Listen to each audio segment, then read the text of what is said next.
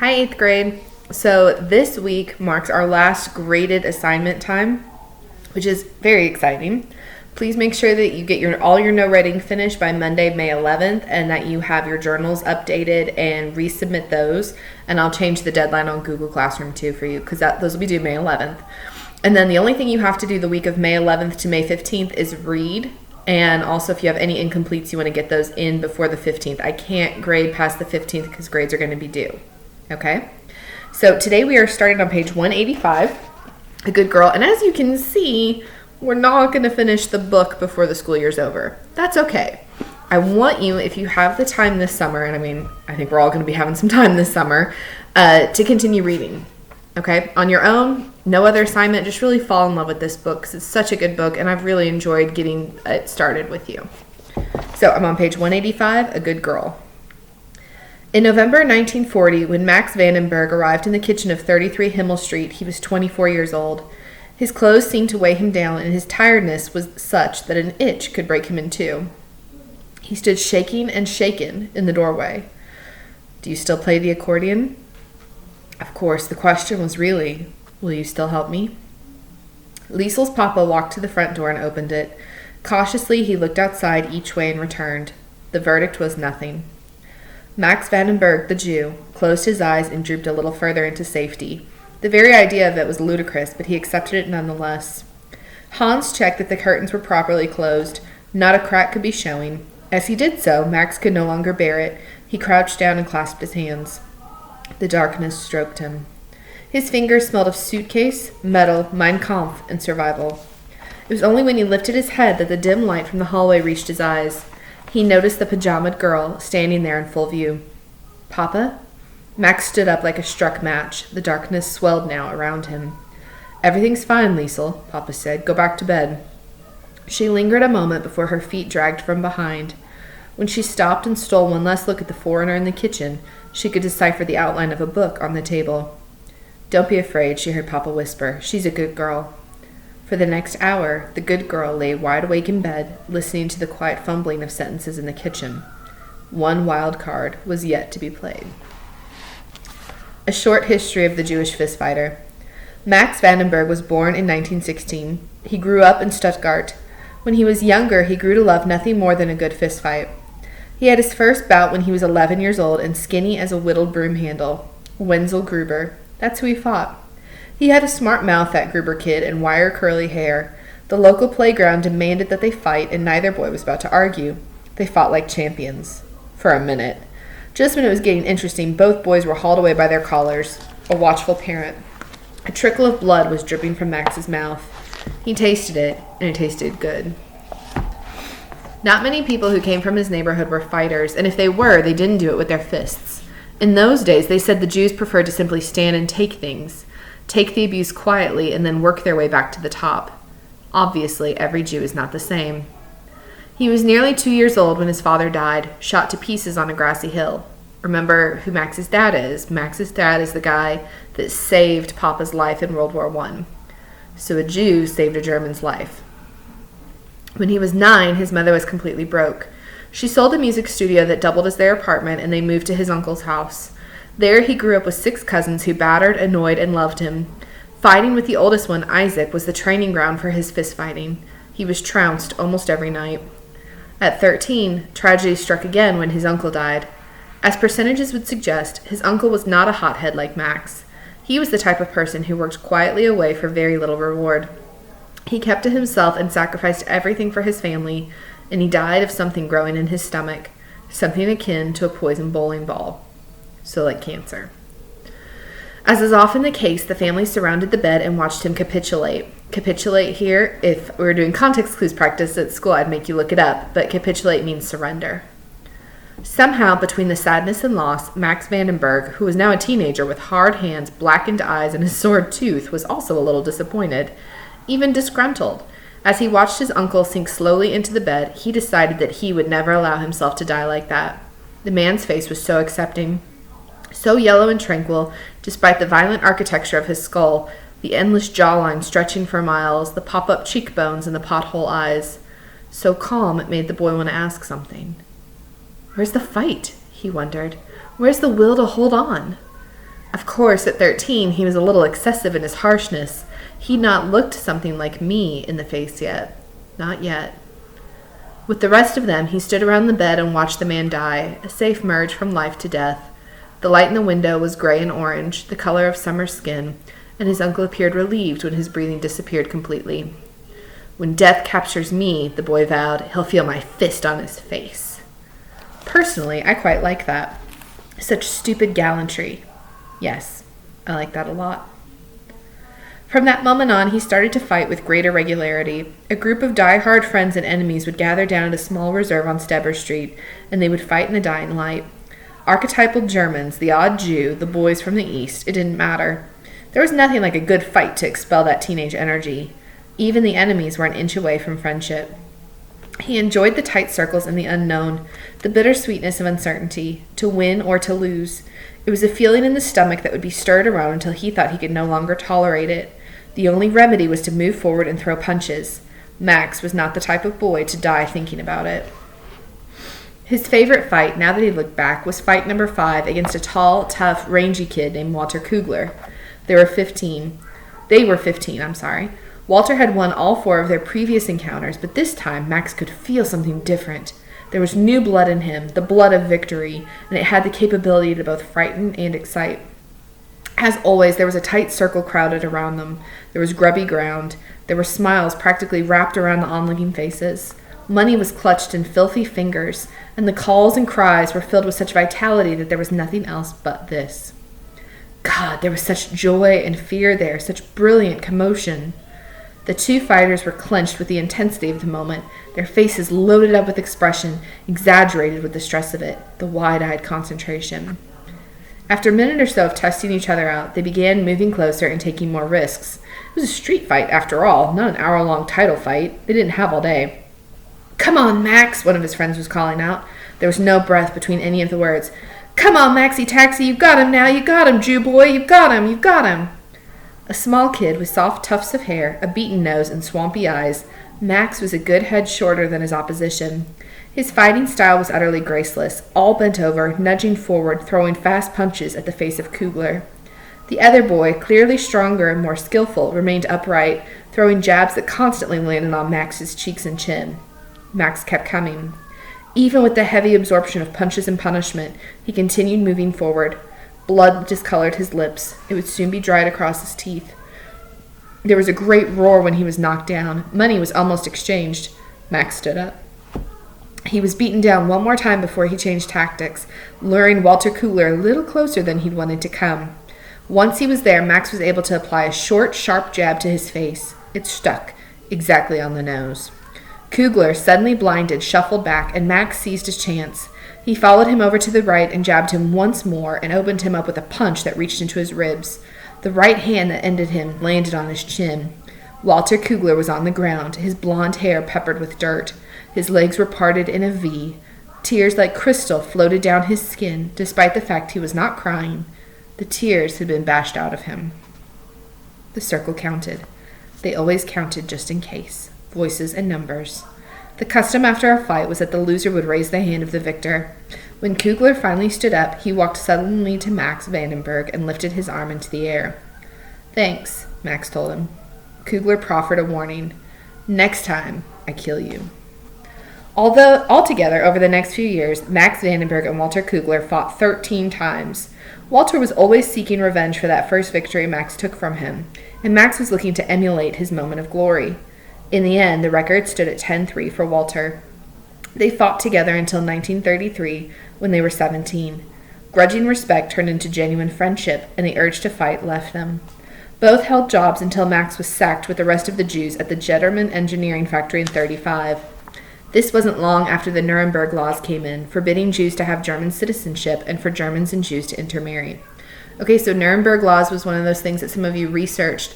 They were the completely racist laws that Germany started putting in. First, Germans and Jews couldn't marry each other. What they meant by that is white Germans couldn't marry Jews. And then they said that Jews couldn't go to school with white Germans. And then they said that Jews had to not shop, like you couldn't go to a Jewish shop if you were German, and Jews couldn't shop in German shops. So it's basically forced segregation. And then it got even worse that Jews had to wear the Star of David and put the Star of David on their shops and businesses and wear it on their clothing at all times. And then they couldn't leave the country. And then they got forced into these very small ghettos. And that's when the concentration camp started. Okay, so remember, it all starts really big. It starts with like, oh, okay, that's not a big deal. And then the laws get worse and worse and worse until they're in the concentration camps. Jesus, Walter said one evening when they met on the small corner where they used to fight. That was a time, wasn't it? There was none of this craziness around. We could never fight like that now. Max disagreed. Yes, we could. You can't marry a Jew, but there's no law against fighting one. Walter smiled. There's probably a law rewarding it, as long as you win. For the next few years, they saw each other sporadically at best.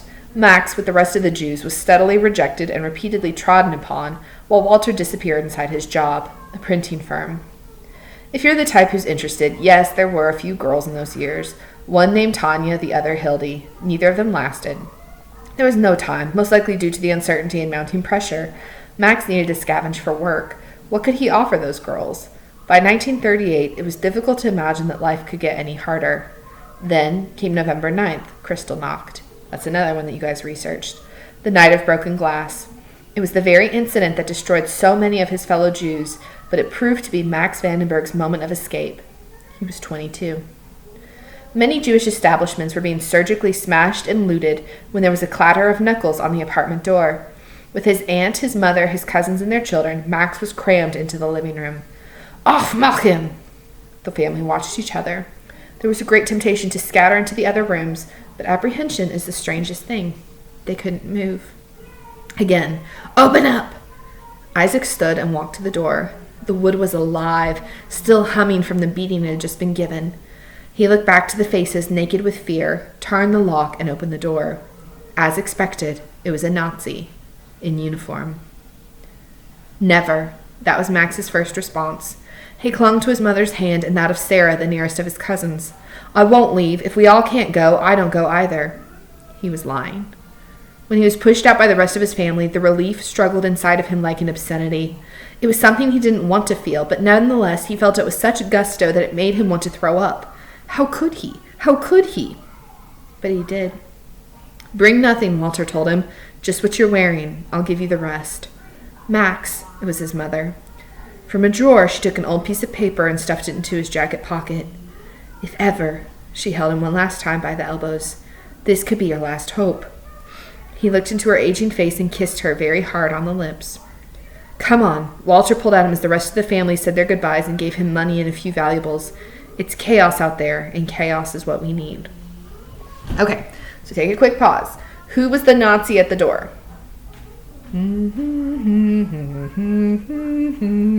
All right, don't have to do the whole song. It was Walter Kugler. It was the blonde guy that he used to beat up and used to beat up him when they were little kids, and then they became friends. So Kugler is now a Nazi, but he loves Max. And the really hard thing to remember here, and what I love about this book, is that it tells us from the German perspective too. Liesel's adopted parents are Germans. And as such, her dad finally has to try to get into the Nazi party so he can survive with his business. So not all Nazis hated Jews. The Nazi party hated Jews, but when the Nazis took over Germany, they basically told all the citizens, hey, if you want to survive, you got to become a Nazi.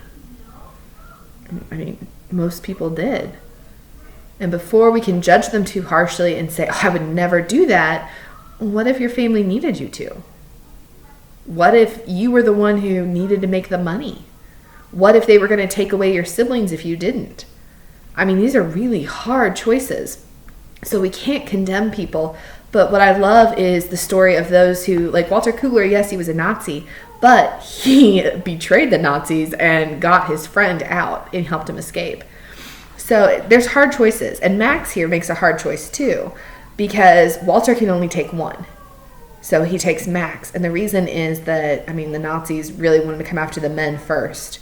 He knew that his friend was going to be killed, and so he could take him. He couldn't take the whole family. He wished he could, but he wasn't able to. And Max doesn't want to leave. He pretends, oh, I'm not going to go unless you can take my whole family, but that's not true. He knew he needed to get out, and his family knew he needed to get out. So life is a constant struggle between the urge to live and the urge to do the right thing, and sometimes those aren't always the exact same thing.